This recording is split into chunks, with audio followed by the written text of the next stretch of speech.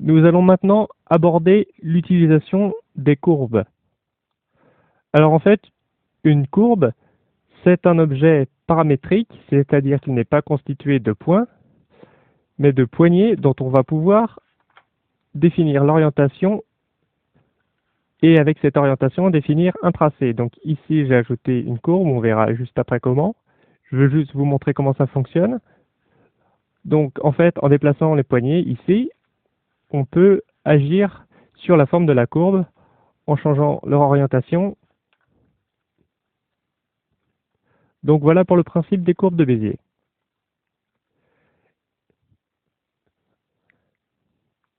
Maintenant, on va voir l'utilisation plus précise. Alors, je vais effacer la courbe que je viens d'ajouter.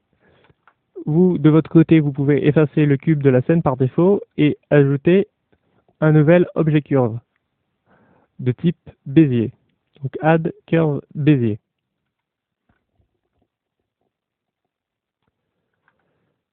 Donc pour éditer cette courbe, on va passer en Edit Mode.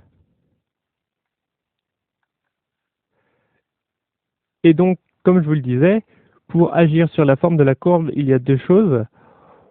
On change l'emplacement des poignées, simplement en sélectionnant sur cette poignée, et en déplaçant.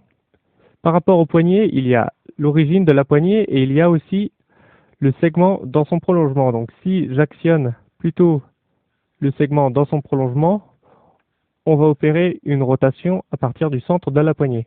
Donc si vous voulez sélectionner l'ensemble de la poignée d'un seul coup, vous cliquerez plutôt au milieu. Et si vous voulez sélectionner uniquement une extrémité, vous cliquez sur l'extrémité en question.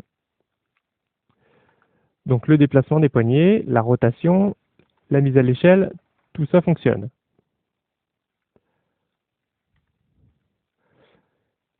Il y a différents types de poignées.